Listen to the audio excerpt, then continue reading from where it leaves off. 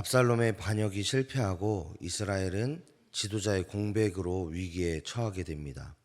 그러나 모든 백성이 왕을 어떻게 할지에 대해서 열띤 토론을 펼치기 시작하는데, 다윗은 외부 세력을 이겼으나 압살롬에 의해서 밀려나게 됐고, 압살롬은 다윗에게 패해서 죽임을 당함으로 인해서 이스라엘은 지도자에 대한 깊은 고민에 빠지게 됩니다. 그런데 여기에서 우리가 간과하지 말아야 될 사실 한 가지가 있습니다. 다른 나라는 모르겠지만 이스라엘만은 왕을 하나님께서 세우셨다라는 것을 우리는 잊어버려서는 안 됩니다. 하나님은 자신의 대리자로서 왕을 세우셨고, 특별히 다윗을 세우셨고 그를 기름 부으셨습니다. 그렇기 때문에 다윗은 하나님의 권위에 순종함으로써 이스라엘을 다스리는 왕이 될 수 있었다라는 사실을 우리는 잊어버려서는 안 됩니다. 하지만 반역자 압살롬은 하나님이 아닌 이스라엘 백성이 기름 부어서 왕으로 세웠다라고 10절에서 이야기하고 있습니다. 여기에서부터 문제가 발생하는 것이요, 하나님의 백성인 이스라엘에게 더 이상 하나님의 뜻을 분별하거나 하나님께서 무엇을 원하시는지에 대해서는 이들이 관심을 가지고 있지 않는 모습을 보게 됩니다. 오로지 이스라엘 백성들은 자신의 생각대로, 자신이 원하는 대로 왕을 세우고 그에게 기름 부었다라는 것을 우리는 볼 수 있습니다. 그런데 설상가상으로 다윗에게도 이런 모습이 보여지기 시작합니다. 이스라엘이 다시 다윗을 왕위에 세우고자 한다는 그런 소식을 들었을 때에 다윗은 유다 장로들에게 자신의 뜻을 전하게 됩니다. 그리고 누구보다 먼저 자기를 나와서 영접하라고 이야기를 합니다. 유다 지파는 다윗의 뿌리가 되는 지파인 동시에 압살롬의 반역에서 가장 앞장을 섰던 사람들 중에 하나입니다.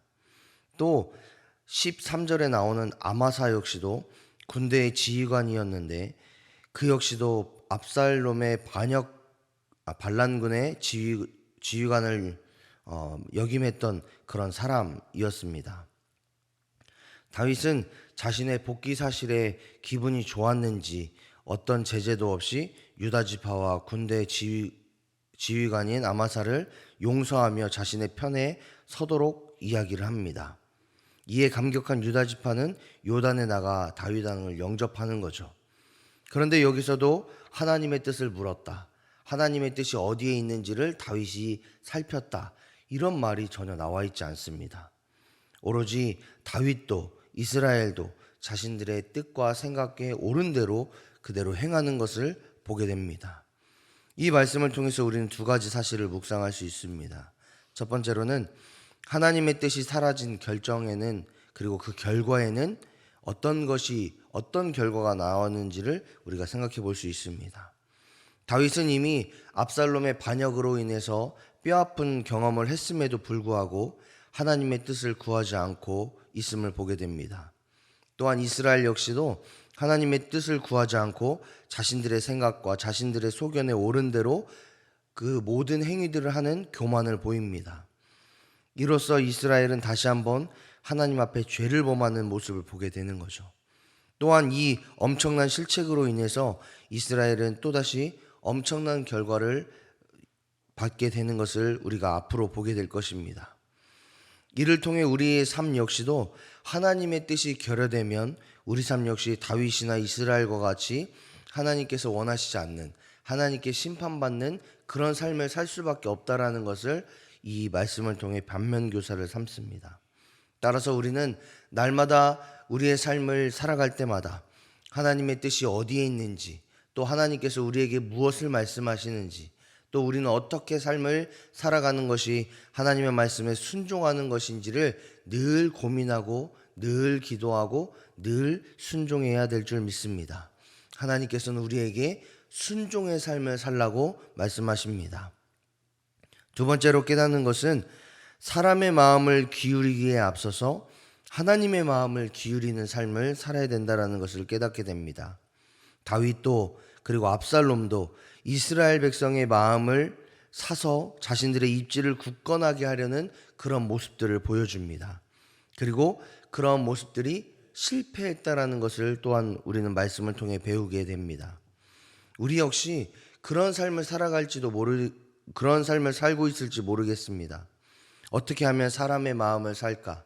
어떻게 하면 우리의 환경 가운데에 그 어떤 사람들의 마음 가운데에 언제 어떻게 변할지 모르는 그 상황 가운데에 우리가 어떻게 하면 살아갈지를 고민하고 늘 애쓰고 염려하고 있을지 모르겠습니다.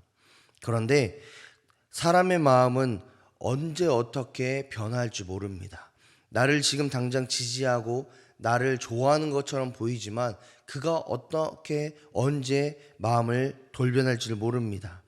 따라서 우리는 변하는 사람의 마음보다 변하지 않는 언제나 신실하시고 공의하시고 사랑이 많으신 하나님의 마음이 내 삶 가운데에 기울여질 수 있도록, 하나님의 마음이 나와 합해질 수 있도록 날마다 애쓰고 수고하는 삶을 살아야 될 줄 믿습니다.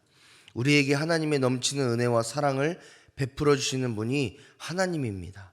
그렇기 때문에 하나님을 언제나 내 편이 될 수 있도록, 또한 내가 하나님 편이 될 수 있도록 그런 인생을 살아야 될 줄 믿습니다. 그랬을 때에 하나님은 우리에게 최고의 방법, 최고의 때에 역사하실 줄 믿습니다. 하나님께서 사랑하시는 여러분, 오늘 하루를 살아가실 때에 하나님의 뜻이 어디에 있는지, 또 어떻게 하면 하나님의 마음에 합한 삶을 살 수 있을지를 날마다 기도하며 고민하시기를 축복합니다. 우리의 생각과 삶이 하나님을 향해 기울이면 하나님은 반드시 우리의 삶을 통해 역사하실 줄 믿습니다. 또한 하나님의 최고의 때에 최고의 방법으로 함께 하실 줄 믿습니다. 그 역사하실 하나님을 기대하시는 오늘 한날이 되시기를 주님의 이름으로 축복합니다.